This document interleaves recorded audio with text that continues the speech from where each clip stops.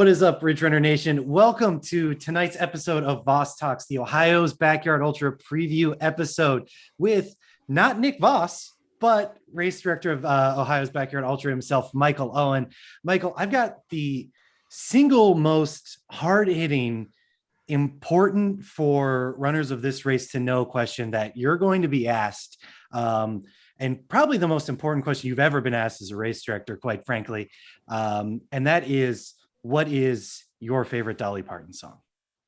My favorite Dolly Parton song. Good question. I think I'm going to go with Coat of Many Colors. Pretty good one. Good choice. Everybody goes with 9 to 5, and I will say that is a banger, but it has absolutely nothing on my Tennessee Mountain Home. So that's probably second best. Yeah.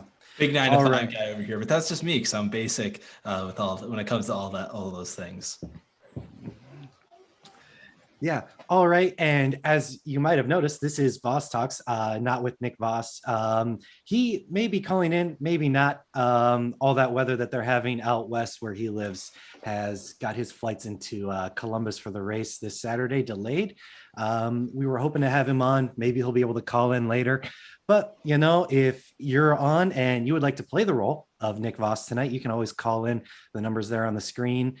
Shoot that number a text, and then JD3 will get you hooked up with what you need to talk to us. Give us your predictions for the Backyard Ultra. Tell us why our predictions were so wrong or why mine were perfect, and they're going to come out right. And I'm going to take over for Wesley as the person making race predictions.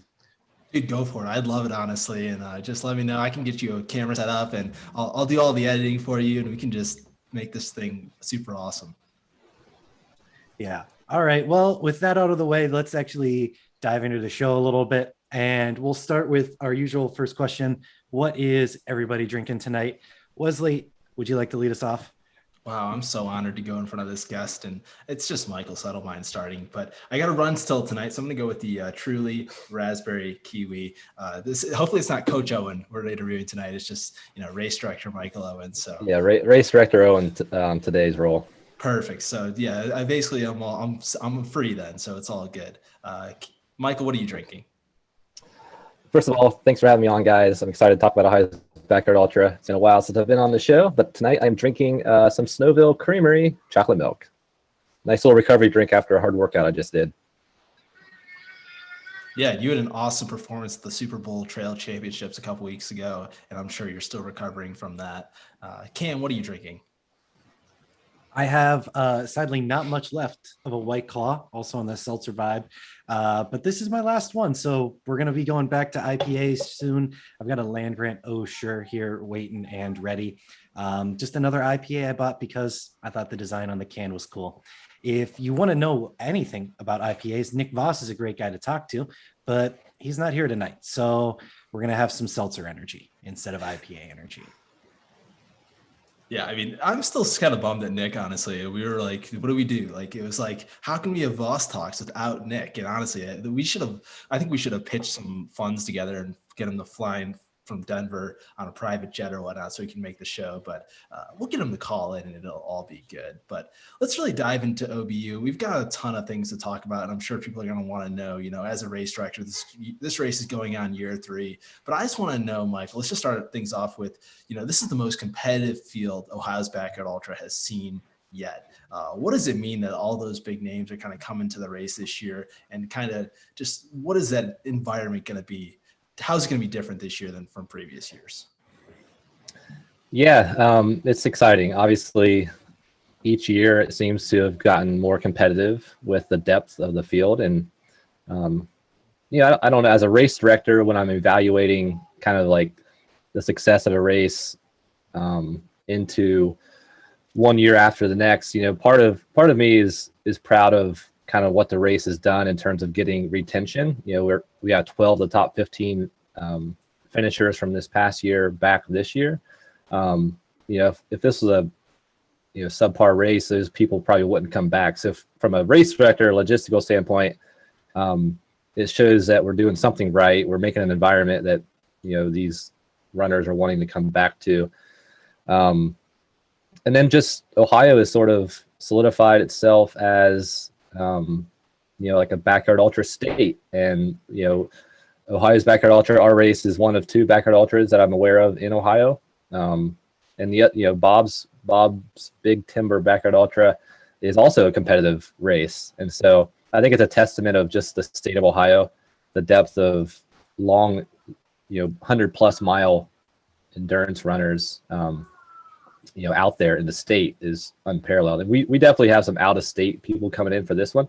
But just to, take away the out of staters, and we still have a very stacked field. And so, year 3, super excited, obviously being a golden ticket guaranteed race, auto ticket to Laz's big backyard ultra is a plus.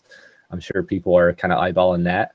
So I don't know what that'll look like in year 4, year 5 going forward. I can talk about that here in a bit, but there's going to be some changes apparently with Laz's. Every year, there's gonna be some silver tickets. There's gonna, I don't know. I haven't really read the email in depth with Laz, but so yeah, year 3, happy where it's at. Excited to get the race off and looking forward to see kind of what happens into Monday, hopefully. Yeah, definitely excited to hear that and to get down there to Lucasville to take part. We've got Eric Anderson in the chat already asking a question. He says, I think we discussed getting more women involved in the Ohio Backyard Ultra. The women's field looks stacked. What are you thinking, Mo? So yeah, I put out a post on my personal Facebook, a while back. It's hard to control things from a race director. I've got some ideas on sort of ways to control the number of entrants, gender, female, male entrants. But this race sold out in 12 hours, and I didn't put any, stipulations on kind of like who could register. It was just a first come, first serve. And I was a little, in a way, a little embarrassed that we only had 20% of the entrants being female. So it was something that I wanted to address and hopefully just encourage more women to come out for OBU. Right now we have 25 of the 110 entrants are women, which, I don't know how that exactly compares to the greater ultra running participation trends, like when you're looking at 100+ mile events, like where that number is. So I was giving preference from the wait list to female entrants on the wait list. As people withdrew from the race and I was inviting more people in from the wait list, I was giving preference to women entrants. So that raised up the initial, I think, 22 women up to 25 now. Seems like will be what's on the start list. So, but the level of women in the race from a competitive standpoint is very deep, and I think that's what is really cool about it. Who are some names that you're really looking forward to seeing out there this year's race on the women's side specifically? Yeah, so some of the returning names from this past year that I'm familiar with, Jennifer Russo, obviously, she has history at this event. She was the assist last year. She went 154 miles in 2020. Stephanie Bland is from Michigan. She's back for a second time. She went 100 miles last year.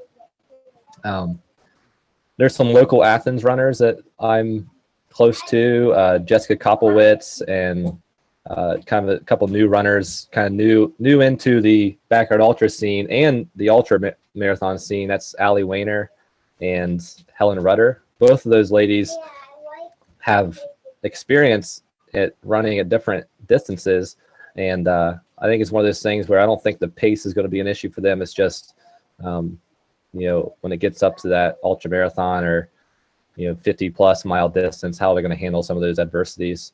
So those are some names, and there's a couple women on the list that I've been looking at that I think could make a splash. Amy Nelson and Erin Brady, both of those names, if you look at their ultra sign-up results, plenty of 100-mile results, sub 24-hour, like hard trail results. People like that kind of like have that Jen Russo background, making their first splash into the backyard ultra could go, as much as they want to, as much as kind of like what Jennifer did last year. So I'm excited to see how that plays out. Yeah. And so when you're thinking about how that's going to play out and just seeing from a race director standpoint, Michael, are you pulling for anybody ever? This is something I'm always curious about. Are you just a neutral guy there ringing your bell, occasionally falling asleep on the hill going up from the tent area at Rhys's backyard? But like, what's going through your mind? Are you just looking to see everybody get their best performance? Or are you like thinking like, man, I really know that like Jess Kopowitz has 100 in her for this? Tell us a little more about that. Well, as a race director, you have to play it as fair as you can without giving preference to people. And I try to do that on race day. I definitely have a lot of close friends in this race, and there's no denying that. Like, I think kind of my races are built on some of that face-to-face, close personal relationships. Some of my core participants are close friends as well, outside of the race director arena. And so, obviously there's a dozen or more people that I'm close to. Wesley has done it the past couple of years. I obviously have been very close to Wesley since our time at OU, and Chadwick Robinson's a close friend of mine who's done several of my events, and we've done things outside of race directing. But during the event, I've got my race director hat on, and I'm mainly focusing on just executing the race, ringing the bell, blowing the whistle, making sure the porta johns are clean, all those little things that that doesn't really affect the people's performance behind the scenes is what I'm focusing on. And I'm there to give everybody encouragement and just to see everybody go as far as they can. If everybody goes as far as they possibly can, then the whole event will go further. So yeah. As a race director, I'm sure you to be super encouraging, but there's also got to be times where you just gotta throw the hammer down and just really lay into someone for breaking the rules, especially the backyard ultra, where there's a ton of different rules that runners have to follow within this format. How do you balance that act? Yeah, I mean, the backyard ultra rules, they're pretty basic, so there are a few that I think has some gray area, and I think it is up to the race director to kind of define those gray areas. Like, for instance, that quarantine backyard ultra 1 year ago had this crazy gray area of a rule where the one runner stood on his treadmill for 30 seconds or whatever it was. I forget, maybe it was 60 seconds, and it was deemed that he didn't leave his corral in time. So that's one of those rules. It's like not really written out, but there's definitely like the rules that Laz states for the backyard ultra format. Like, the distance has to be right at 4.1667, and you have to be in the corral when the bell rings. All these different rules that he is defines. And then there's local rules, the way I kind of define them, that are local to each event venue. And so I've tried to I think the main thing is just kind of communicating really well with the participants beforehand and making sure everyone's clear on those rules. And, a lot of that is kind of spirit of the game. You trust people to follow them, and you trust people to self-police. And, you can't really cheat out there because you have people running with you the whole time, and, they'll call you out, they'll tell me whatever. But there's just some small things, like you can't receive aid from your crew members when you're out on the loop. You can't like hand off a bottle. Stuff like that is no big deal. You might give a warning or something, but people are pretty respectful of those requests. And it's I don't really worry about too much. Yeah. And so kind of pivoting there a little bit, you talked about the local rules, but each of these races has a really unique local location, like where it's happening, right? Whose backyard? And I mentioned Rhys earlier, but tell us a little bit about the Mackenzie Ridge Athletic Club and why you decided to hold this race there, and what your relationship is with Rhys, and how sort of special having this event there is for both of y'all. Yeah, so in 2018, when I saw Laz kind of making this kind of this public call for people to start putting on their own backyard ultras, I immediately thought about Rhys's McChesney Ridge Athletic Club. And I think in order for me to put on a race like this, it has to mean something to me. And kind of taking this backyard concept to heart, and it has to kind of be in my backyard. So it could either be where I live currently or a place that I sort of call my backyard. And I lived on this property in college for 2 years. Rhys and I were teammates at Shawnee State University, and he had a cabin on this property. It was another cabin adjacent from where the lake house is. If anybody's familiar with McChesney Ridge, we basically visited this property that the course is on now. None of the trails were there. We started putting in little trails, little loops when we lived there and we're in college. And we just always enjoyed the lake, just kind of setting up, messing around in the woods on these little trails we built. And we always just dreamed about, like, how cool would it be to have a place where runners came and our friends came and we had parties and stuff like that. And it's just an amazing venue for that. It's, so when I was looking at places to hold this event, this was the first choice, and Rhys was definitely on board. It's amazing to have like a very close friend kind of helping support it. He manages the trails. He takes care of all the stuff on the property. So yeah, we want to bring that atmosphere that we kind of set up back in college. We'd have parties and invite people over and just have a great time at his place. And now we just want to do that for more people and invite people from all around to come.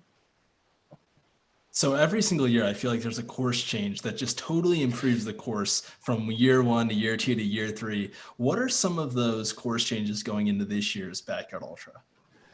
Yep. So that's the cool thing too about being on private property with one of your best friends, is that as long as he's willing to kind of make changes and tweaks to the trails, you can do it. You can't do that at a state park. You can't do that at a public park.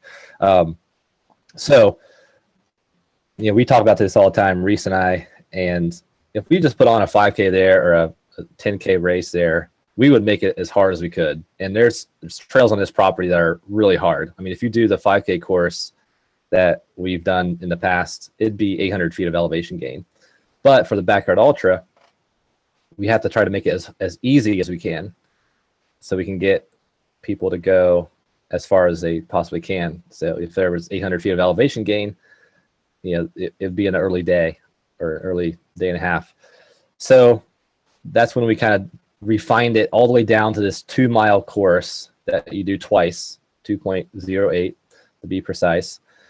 And the first year, we did it the best we could. And then we kind of looked at it and looked at areas that we could change the course to take out. In our minds, the hardest sections are steep downhills. More damage to your quads, more damage to your legs in the long haul. And so the steepest downhill we took out, we kind of made it basically the downhill that we took out, we doubled or tripled the distance that it took to get to the bottom of the hill by kind of weaving through the woods. And that made a huge difference, I thought, in year 2. Then we made some changes this year. There was another little downhill that was short, but it was just really steep, that led into this little lollipop section down by the start of the driveway. And we were able to find another section on the course to add a little flat section to make up the distance that we cut out that little downhill. So basically, we've cut out probably in total from year 1, 50 feet of elevation gain per loop, down to less than 475 feet per 4.16 mile loop. And so that alone has been great. Taking out the 2 big steep downhills has been great. And just trying to make it as smooth and fine as possible for the runners to go all day, a second day, and hopefully a third day. And then the night loop is pretty basic. It's just a fairly flat road at nighttime. Those changes are super awesome, and I think it's gonna be super unique to see again how the course changes, and hearing the feedback from the runners out there. Yeah, and I hope too, like the runners that are there's many runners that are in for their 3rd straight year, kind of hearing their feedback, because they've seen every iteration of the Ohio's Backyard Ultra course. I would say they pick up on it, because once you do that 12 hours in a row, you kind of get to know the course very intimately. And so I think they'll notice and be, hopefully, like you said, appreciative. Well, that's kind of a great transition there, Michael, because we do have someone that's been a part of this race for all 3 years so far on the line. So we're going to get them here joining us on the line. Who do we have calling right now, and where you're from? This is Rhys. What's going on, Rhys? Not a lot. I had to run upstairs and get away from the delay. I was like kind of hearing it ahead of time. And then, yeah. So obviously, this race takes place on your property, and runners, you're going to have hundreds of runners come to the place this weekend. How excited are you? What does this week of preparation look like, and how are you feeling? I haven't even been there a few weeks, and so I feel pretty good, but I wish I could be there more. It's exciting. It's fun when I see Michael, he gets to go there during the weekdays sometimes, and he'll send me a video done, and it's always good. He's gotten out there for some good weather days too.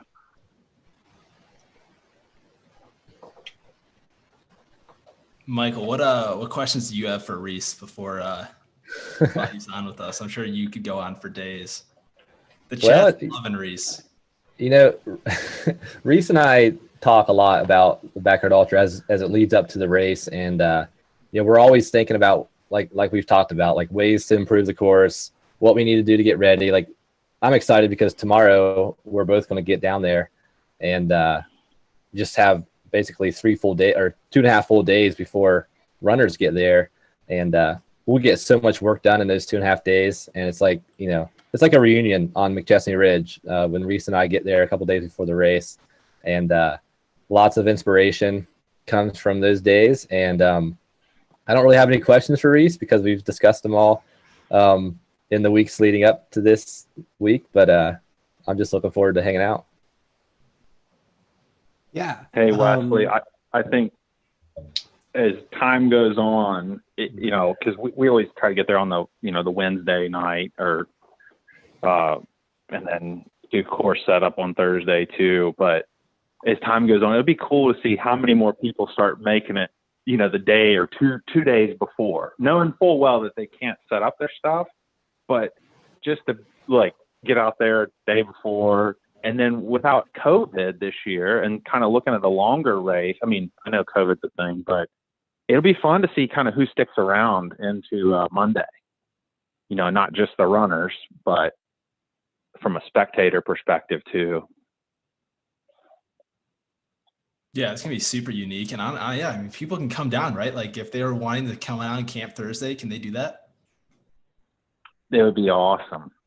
It'd be really awesome. They can't set up their stuff in the corral until Friday at 2, but we love when people show up early. Yeah, and that's just from a parking perspective. Yeah, I'll second that.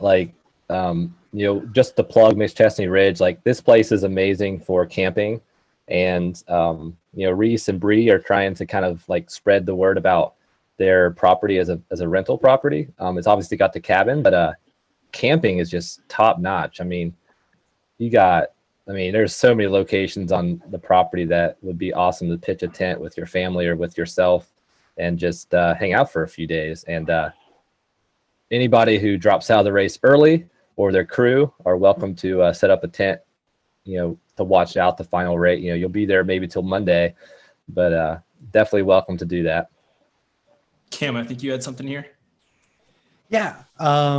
So what I was really wondering was, I remember the very first year, not really, at least I was there in 2018, not really knowing much of the community, only having done one of Michael's races before. I was really blown away by how close all of a sudden I felt with everybody at this race. It felt like what I imagine family reunions feel like for people from functional families.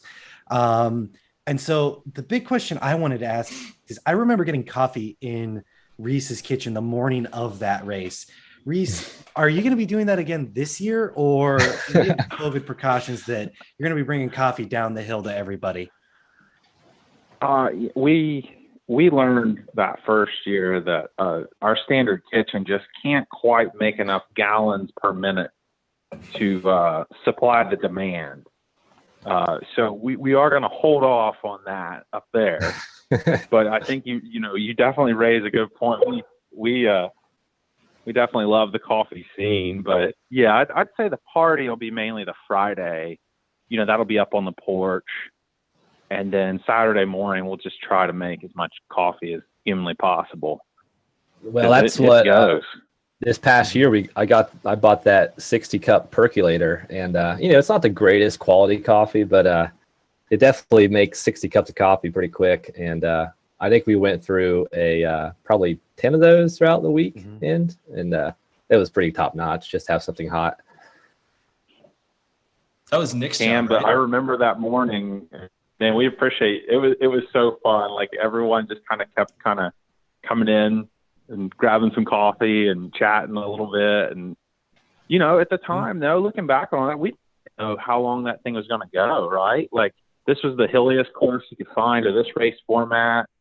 It wasn't a huge field. We didn't really know the full capabilities of Troy Allen.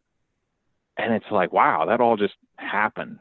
Right. And then it just, here we are again, but price of poker is a little higher this time.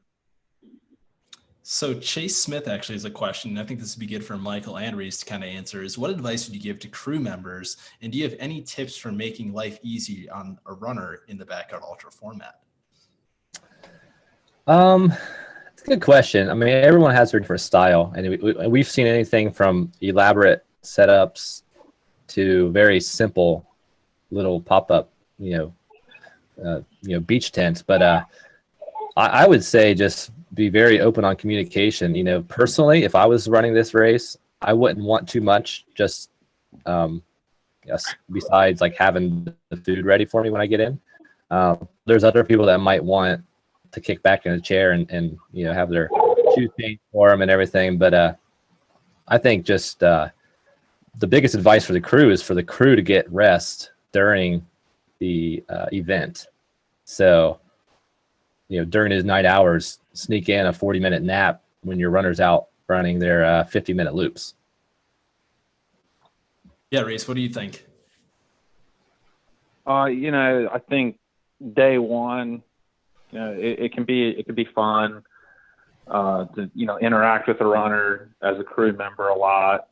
I think day two, the biggest separation we really start to see there is the runners that can just really zone in and have a clear-cut strategy, without sort of getting too worried about, well, what am I going to get the next lap, or what, how much am I going to hydrate, or how much am I going to eat? It's just sort of like this predetermined machine type setup that it seems like the good people are able to do. Whereas, when someone starts bonking it, it's sort of, they come back to that crowd and it's just kind of like question marks. Like, okay, do I need to take off my shoes? Do I need to eat something different? So yeah, I think it's just about simplicity wins over time. So before we let you get out of here, Rhys, what's one thing you're looking forward to most this weekend? I think Michael can kind of attest to this, and this is what I called in to ask Wesley too, is like, who's going to win out of our Shawnee State alumni group? Because I think Michael and I, we've prided ourselves on all that I used to host a bunch of small trail runs, and Michael's hosted trail runs, but we never really figured out how to get the competitive spirit out of the bears until this race. And it's like, that's what I was going to ask Wesley. I was like, you got your category for top 10 overall, but who's going to win the Shawnee State alumni badge this year? I think it's got to go to Seth Miller, right? I don't know. Seth has had this knee injury for a couple months. That's a good question. Yes. Got to get Sarah Beal in there. Almost. Yeah, I wish she could make it. Maybe John Williams. That's my pick. That's what I was going to say was mine too. Because he's had some great training recently. Maybe yeah, Bree he's going to Brown. be fun to watch. I like the Bree. I like the Bree Brown pick. That's a spicy pick. She's in the comments, and she said that her choice there. Love to see it. I like it. I think she'll run her best, most mileage ever. She'll double her most mileage ever. So I mean, she's got that going for her. I agree. Will you be out there running again? No, I'm actually gonna, I'm gonna watch, and then I gotta jump on the bulldozer and get to work. I don't get much time there anymore, and I'm building a disc golf course, and I'll literally, I'll wave at the runners as they go by that first lap, and then they'll kind of hear me out in the woods pushing dirt. So, but it'll be kind of fun. I mean, I'm still gonna jump off and run over and say hi to everyone every lap I can. Always making those course improvements out on the property. We absolutely love to see it. Rhys, thank you so much for hopping on tonight and joining us. It was great talking to you. Dude, you guys are awesome. Keep up the good spirit. I'm a big fan. You guys are cool. I'll see you. See you tomorrow. Appreciate you. Yep. See you later. Well, that was cool. Good old Rhys Brown, McChesney Ridge Athletic Club, hopping on the call. If you want to join, obviously just text that number at the top of the screen. JD3 will hook you up with the instructions and we'll get you going.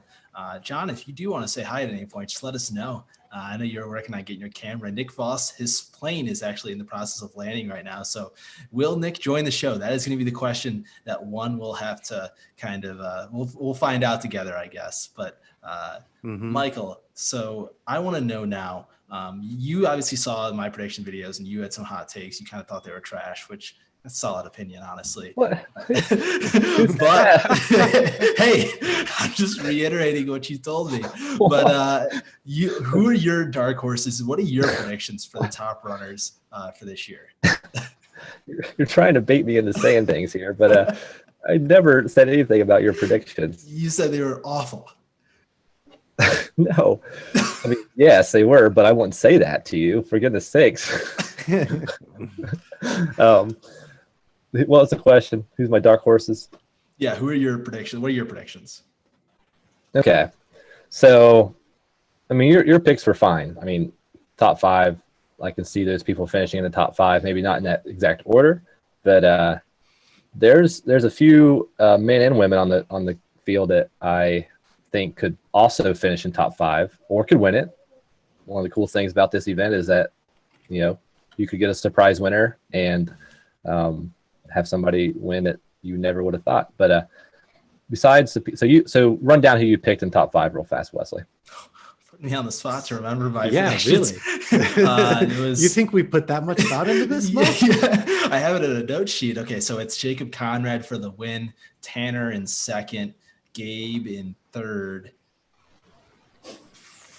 Jennifer Harvey in fourth. Yeah, there we go. Okay, so those, like I said, I think those 5 people could finish top 5. Or did you pick C-Rob for? I'd C-Rob 6. Okay, that's right. You did a top 10. So anyway, like I said, any of those people could finish top 5, and I wouldn't be surprised. But I would be surprised if the projected people do finish. And there's always things that happen. People's going to drop early. There's going to be issues come up. So there's going to be, in my opinion, there's going to be some people sneak in there. And I hope, just for the event's sake, that there's a few people that no one's heard of. It's always fun at the Big Dogs Backyard Ultra when there's a new guy or girl in the final four or something. But so I mentioned a couple names earlier on, Erin Brady and Amy Nelson. I think those two ladies, I don't have their results off top, right here in front of me, but they've finished some hard 100-milers in pretty good times. Alicia Bowling, she was a runner from last year. I think she went 83 miles last year. And we've seen it time and time after again, where second year doing the backyard ultra, you just exponentially get better. Chadwick went from 80s to 142, and same thing could happen with people like that. Those are some of the women that I think could finish in top 5, very much, very much so. Some of the men that you didn't mention in your top predictions were, let's see here, Ben Pooley. He's back from 2019. Haven't really looked what he's done recently, but he ran 108 miles in 2019 on this course. Course was harder 2 years ago. So, with his experience and as long as he's in good fitness, he could be up there. Nick McDonald's another name. He's from Chillicothe. He's done several 100-milers just recently too, and he seems like he's kind of got right into 100-milers and just kind of went for it. I think he's done some bigger like mountain trips out west as well. He's got like the leg speed just to not have to worry about the pace. And I think there's people like that they're just naturally fast enough to not have to ever really worry about the 1 hour pace like some other people do. And there's just all these names I've got written down here, like Ryan Cotton. He's got some great results. Kelly Hutchins, he's a runner from Kentucky that could do great. Sean Humphrey went 104 a couple years ago. Ben Troy went 100 miles last year. John Williams, he didn't do very well last year, but his training, he's probably put in the most miles of anybody in this race field this year so far. Tim Atkins has gone 24 hours, 100-mile race. All these people that David Johnston, he's a runner that went 172 miles a few years ago at Biggs, and no one's talked about him. So, I don't know where he's at currently with his life and his running career, but he's got the experience, and that's what it takes. So those are just some names. Like I can go on and on here. Just I got the entrant list pulled up, and I could probably name all 110 and make myself feel pretty good. But those are just some names that stood out to me as being people that could be 150 plus. Mm-hmm. David was definitely probably a snub there, and even Mike Rowe and Abe Messina, like those guys are definitely getting. Abe I think finished like in the top 8, I believe, and Mike Rowe finished 5th last year. And I didn't mean to leave those names off the list. It's just I usually give bib numbers to quote unquote my seeds. This year I did a little bit differently. I basically gave the top 10 bib numbers to the top 10 returners from last year. So that's kind of fun. Mike Rowe is on that list. Abe Manicino, I'm going to butcher his name there. He's a top 10 returner. Tim Crow's a top 10 returner, and so on. Yeah. And so this is an interesting thing that I've been thinking about a lot, Michael. With a field as deep as this, do you feel like because there's the potential for so many people to get to 100, to get to 130, to get to 150, right? That second night loop. How do you feel it's going to be to those people who have gone super far before, but they've never done it in a field this big? And thinking about myself, because I'm going to be there running around Rhys's backyard as well, the idea that I'm going to be setting some huge, massive personal best, which I definitely think is on the table, to be frank, for myself. And then there's still 25 people in the race. I'm so far from any sort of like competitive glimpse. How do you think that's going to get in the head of these guys who have these really big resumes and have done these huge things at these backyard ultras before, where they're like, there's only supposed to be like 2 or 3 other people left at this point, and the corral's full, and Chadwick Robinson's yelling about gremlins behind him. Like, what's that going to do to their mental state? I mean, I would hope that it does the complete opposite of kind of what you just said. I would hope that it just gives them the confidence that they're going to be able to perform at their absolute best. Just from being a competitor myself, sometimes throughout the year, my mindset, I don't know how to do this or how to coach it or how to get people into this mindset, but you absolutely cannot worry about who is in the field at any time. Even if you're down to the final two, you cannot look at the runner beside you and think, oh shoot, they look fresh, or oh shoot, there's 25 people left and we're at 120 miles. Like if you start doing that comparison game, then you're lower on the totem pole from a performance standpoint, in my opinion. And you see it all the time. You see that as somebody's excuse for dropping out. They feel that they can't match the people that they're with, and inevitably the days after that decision they regret it, because you don't know what somebody else is going through. You don't know how their body's feeling. You don't know the false front they're putting on every time they step up to the line, and if there's 25 people left at 100 whatever miles, that excites me as a race director. But if I was a runner, I would just stay locked in, focused, and kind of like inside be excited about the opportunities that lie ahead in the following hours.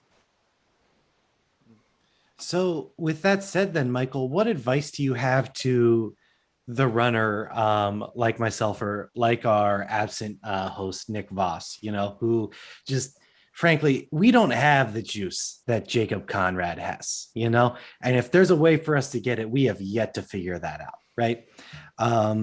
What advice do you have for the people like us? And there's plenty more of people like us in the field, than there are of these people who are liable to run for 2 or more whole days, to sort of like prepare ourselves mentally for knowing that like we're not in the competition, but we're there to get the best out of ourselves. And that's what it is, right? Like in any race you go to, most people know they're not going to win the race, but that's not a reason for not showing up. Any race you're doing, if it's a timed race or a course race or whatever, or a backyard ultra, you're looking to get your best performance. And competition kind of feeds competition. And so when you're able to put yourself in a field like this, I always think that the bigger the pack, the further everyone in the pack goes. Birds of a feather flock together. So for people like yourself, Cam, who who knows what happens? Is there Throw a prediction out? Throw a prediction. Oh, I don't want that. I'm not giving a single prediction for anybody in this field, but I'm encouraged by people like you and Nick that this is a setting, an atmosphere that would get the best out of, quote unquote, a mid packer. I think you can get distance PRs, and at some point, you don't want to have finish goals for a backyard ultra. I've always been a big believer in not making distance goals. Don't say I'm done after 100, or don't say my goal is 100 miles. Your goal should always just simply be to go as far as you can, and that goal should be the same for all 110 runners. And so, like I said, with the top runners, you can never compare yourself to who's left or who's in the field, but also just never compare yourself to your own, perceived limits or your own kind of like number goals that you might have in your head. I feel like that's tough, right? Because obviously you want to go into it with a number, but not having a number is just so tricky. And as someone who's done that format twice now, when I went into it with no number, I kind of dropped earlier than if I would have probably had a number goal. Is there a method to the madness where you just say, hey, my number is 250 and go for it? If you want to make a number goal, just make it like 300. And then you're like, okay, then if I get my goal, then you probably won and set records. But yeah, I've only done the backyard ultra once, and it was a quarantine backyard ultra. It was at my own house, so it's much different. But I don't know. For me, and I tell this to people on the day of the race all the time, that 100 is just a number. just a number. But you see every year there's huge dropout rate after or at the 100-mile mark. I forget about the second year, but the first year, 14 people made it to 100 miles, and immediately 7 people dropped out.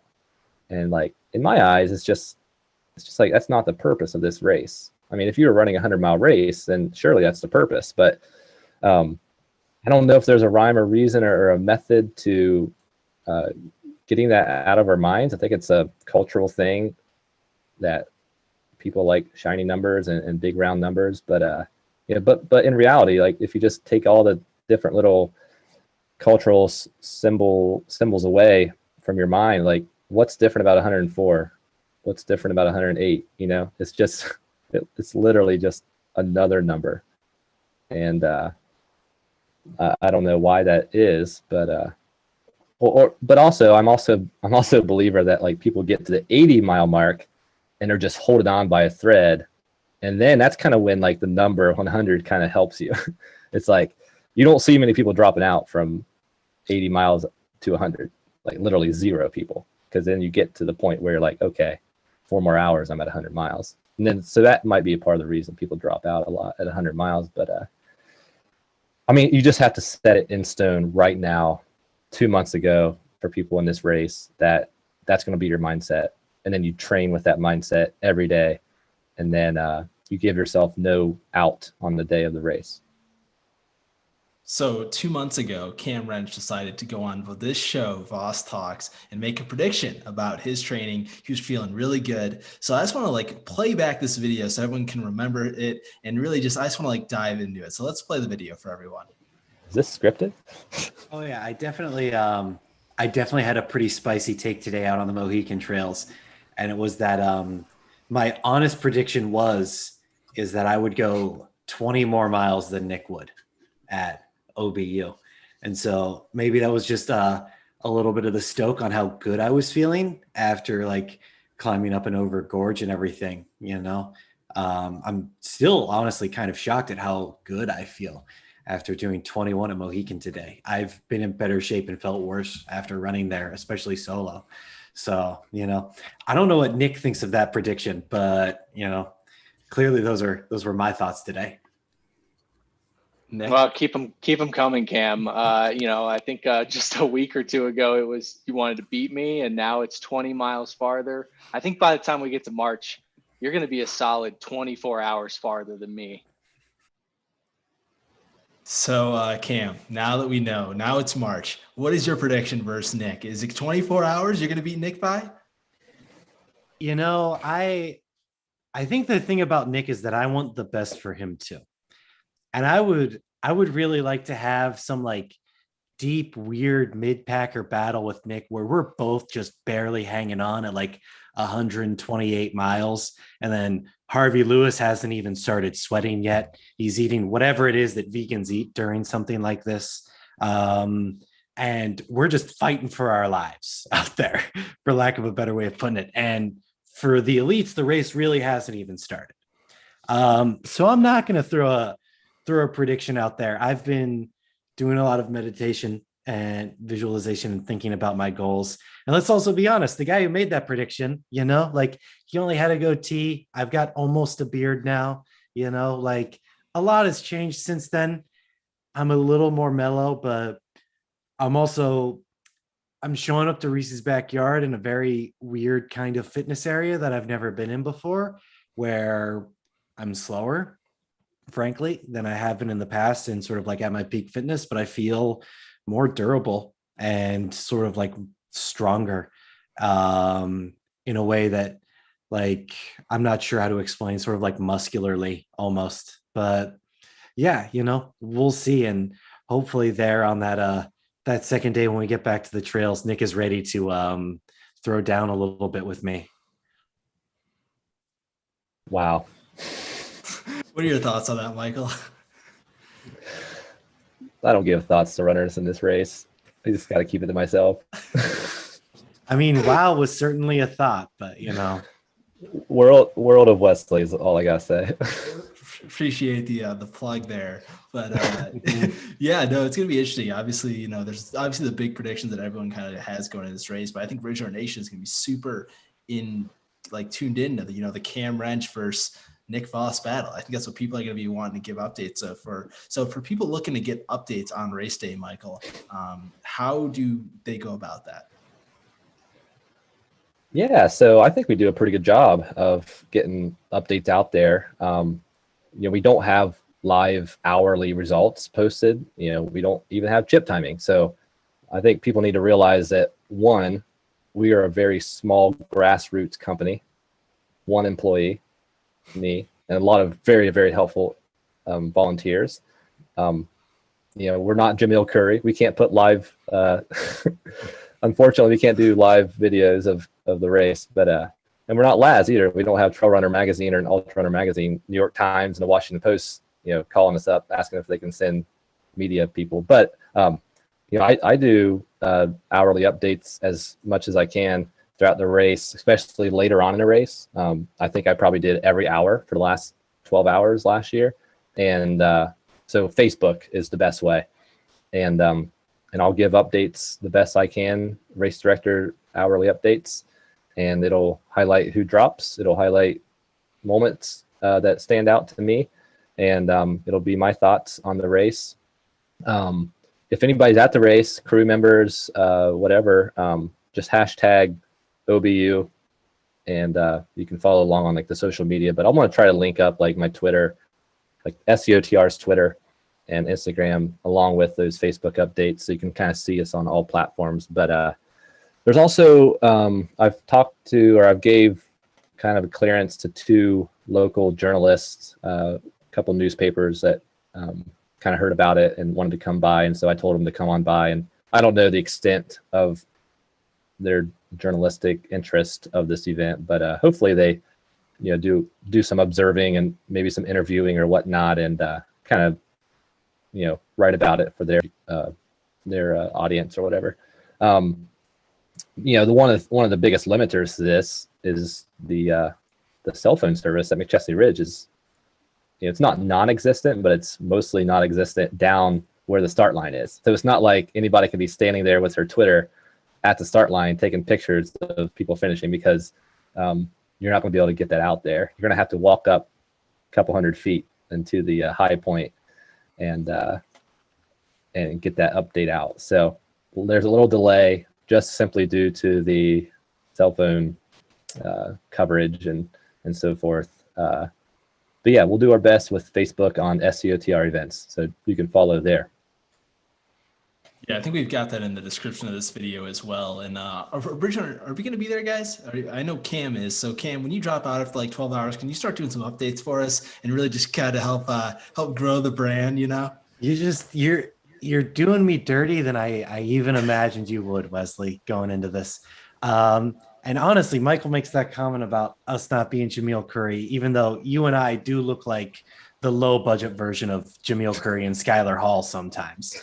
But I just, no, I'm not going to go up that hill. If you're interested in going up that hill every hour on the hour to send out a tweet, I run Far Style, give us a call. Text that number on the screen there, and JD3 will get you patching us, and we'll let you know what you can do to help out, because that would be really great. I'm sure. But, yeah, I have a question for you, Michael, and that's actually kind of based on this. And I was just in the Shawnee Forest last weekend on a little quick backpacking overnighter with my girlfriend. But, does the fact that you're getting that you don't have cell service, right? Does that contribute more to the grassroots feel of this event for you, where it's kind of like this little insular thing, right? You're not worried about making sure that people on Twitter know what's happening. You're just worried about what's happening. You're just living the race as it goes on. 100%. And my favorite events, I have this struggle, for the last 8 years since I've started race directing of how do I be a race director, a really good race director, and also how do I really enjoy the trail running community? Because there was a time before I was a race director that I was just a part of the trail running community, and I loved it. I love sitting around the fire. But when you're a race director, you can't sit around the fire the night before the race. You can't go off and chat with the finishers the whole time. But the Backyard Ultra is the one event that I put on that I am able to kind of sit around the fire because it's all right there. And so the less I can kind of take off my plate for race day, if I'm just ringing the bell and blowing the whistle and just kind of doing some things around camp, then I'm able to be part of the community and see everybody every hour. And that makes me feel really good. I put on a little kind of undercover private convenient adventure that I put on for the past 8 years at Shawnee. And I set it up and sort of put out some things, but I tell everybody, like, this is not a race. This is not an event that I'm putting on. This is just Michael Owen as Michael Owen. And it's at the Shawnee Forest, and we've done it every year for the past 8 years. And I mean, that's the type of stuff that I like to do. Now, don't get me wrong. I love putting on the Shawnee 50. I love putting on the Thunder Bunny 50K, but it's not the same experience that the runners have, and I do have to put on some different hats throughout those events. And so, yeah, taking away like the sensationalization of, media and kind of being tucked into the little cove of McChesney Ridge is really, really nice.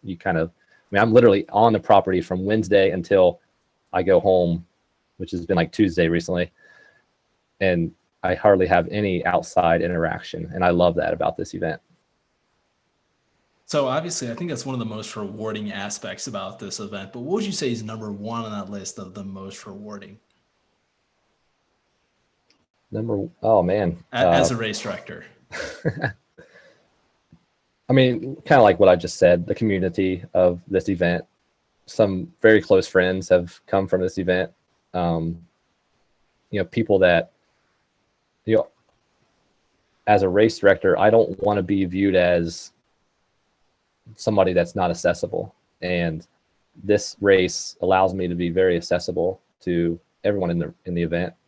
And when they see me out in public in the future or in between races, they'll look at me hopefully as somebody who is just another part of the community. And if I was the race director of the Columbus Marathon or a bigger city marathon, no one would even know what I look like. And so OBU kind of takes all those things that I kind of want to be as a race director and makes it like complete and makes it like fully wholesome and authentic. And so, yeah, I guess obviously Laz made this event, but I like to think OBU kind of has a special little atmosphere to make us stand out. And perhaps that's why we sell out pretty quick and get some really good competition and people from all over. Hopefully I don't advertise too much, but hopefully the word has traveled to describe OBU as being that way.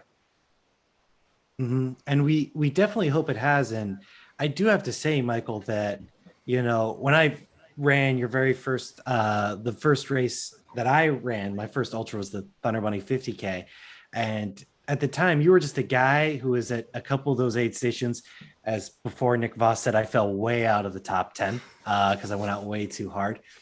And then because I was on that email list, I got an email that says, the hardest ultra marathon in Ohio. And I'm like, oh, let me take this to my physical therapist. And she immediately said no, which was the smart thing, So I decided to go volunteer at the Shawnee 50.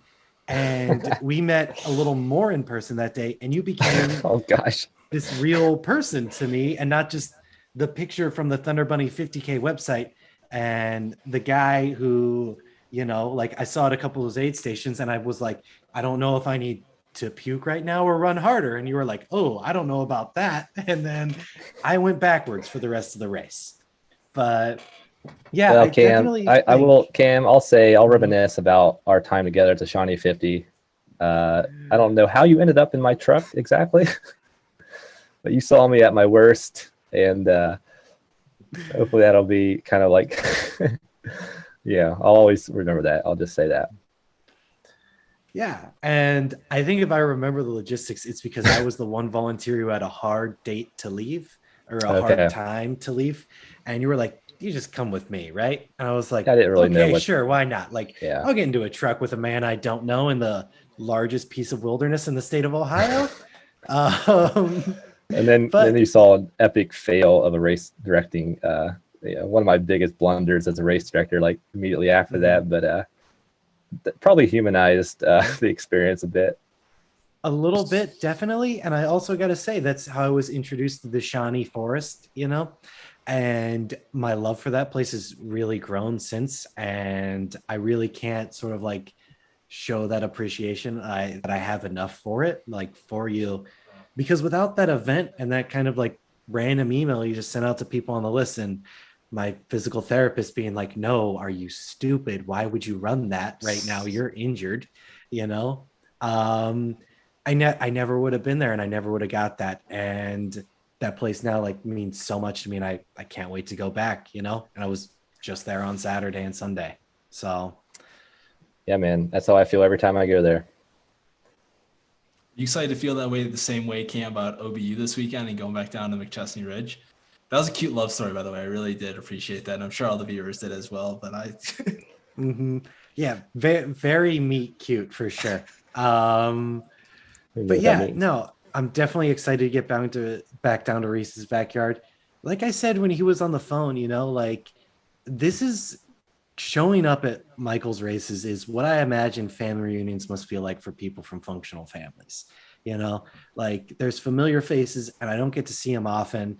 And there are even people that, I wouldn't necessarily call friends. We never talk outside of like, one of these Southeast Ohio trail runner races. But when I see them there, they're great. And we might not know each other well, but I'm rooting for them. And I want to see great things from them, like a couple examples. Like I really want to see Jess Koppelwitz run really great at this race, just, representing Tuscarawas County, right? I know she's from Dover, and I'll forgive her for that. So I hope she forgives me for being a 9-2 tour. But people like her, and then like Rob Bayou, I hope I'm saying his last name right. I've only ever read it. I just know him as Rob, right?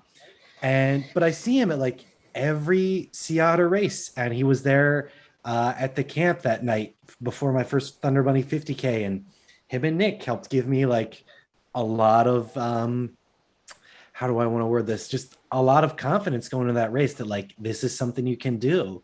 When camping out that night before, I was like, I don't really know if I can do this, like, is this a bridge too far? Like, how's it going to go? I've got no crew here. If I want to drop out, I don't know how I'm going to get back to my car, and just building that community feeling by going to multiple of these races over and over again. I mean, I'm excited to see the volunteers, I'm excited to get to see Rhys and Bree again at the property and their dogs running around.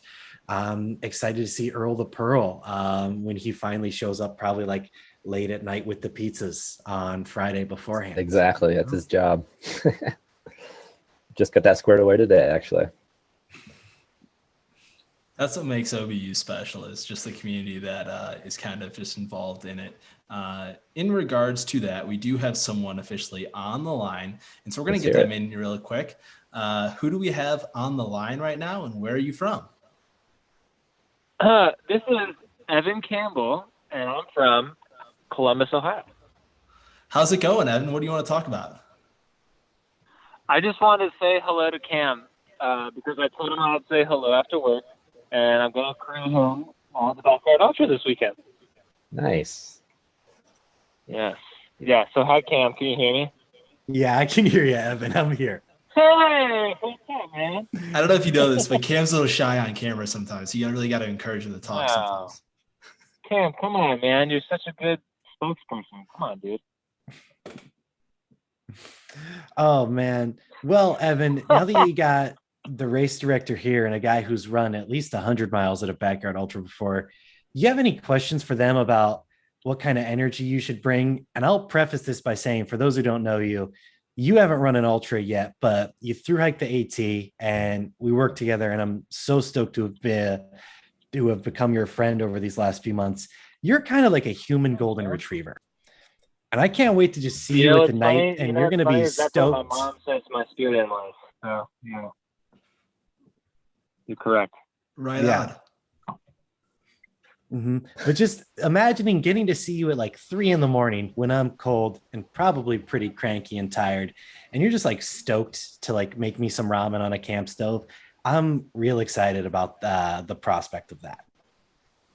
Well, good, man. Just know that that's exactly the energy it's going to be there. I mean, can you press on this? Come on. I'll just say, yeah, like, F yeah, dude. We're going to get this SHIT. And then I'm going to cook that ramen up, slap whatever you need on your feet, Luco tape, whatever. And then you're going to get going, man. Fill up them bottles, keep you nice and happy. And yeah. Seems like you got it all dialed in. What are you looking forward to most as a crew member out there? Honestly, I pretty much just the experience. It's going to be my first time ever really being at an ultra event, first time crewing anybody. So I'm just kind of looking forward to the experience and meeting everybody there and, you know, talking to cool people and just seeing how it goes. And I did tell Cam I'm super excited to see him in a very low moment. I've been like just broken. So it's just fun to see people in broken states. You know what I mean? That's like really raw life force energy. So, you know, I'm excited to see broken Cam. Yeah, I'm sure you've never seen Cam in a broken spot at work or anything like that before. No, not that. No, I mean, not like running a ultra broken. Probably not like 50 miles in and it's, you know, 4 a.m. broken. Probably not. No. Definitely. Cam, do you have any final thoughts here for our caller? Nah, I'm stoked Evan called in and can't wait to see him again this weekend. Like I said, for anybody who's gonna be there, right? Like make sure to stop by the tent and say hi, because I'm not kidding that this dude just puts a smile on my face every time I see him. Like human golden retriever. I honestly am just like, do we need to like play fetch sometime? Like it's literally that intense. Hey man, you can play fetch with me anytime you want, dude. Well, thanks, Ken. No, that means a lot to me, man. I really appreciate it, dude. Seriously, that means a lot, and I'm excited. So I'll see you on Friday for sure. Go get some freaking Trader Joe's, stock it up, and then we'll go get this video. All right. All right, man. All right. Thanks for letting me talk on the show, guys. You guys have a good rest of your show. Peace out. Yep. Appreciate See you you later, calling in. Evan. Yeah. Bye, guys. Well, that was cool. Look at that. A crew member, you know, experiencing, you know, a backyard ultra for the first time, going into it. I'm sure there's going to be a couple other people with that experience as well. And it's always just super unique to see those new people kind of be introduced to the community. And, you know, everyone kind of, it's awesome to see everyone kind of just come together and, you know, not show them the ropes per se, but just kind of encourage them, lift them up, and then kind of just, you know, poke and prod where you need to. It's going to be awesome to see this weekend. Michael, do you have any final comments for anyone running Ohio's Backyard Ultra this weekend? Anyone that's going to be following along from across the world like I am in Utah or anything like that? I mean, I'm tempted to just go into like a race briefing spiel here, but I'll save that for Friday night and Saturday morning. But no, man, just you know, hopefully people tune in to the updates on Facebook and just kind of know that Ohio's on the map and remember us.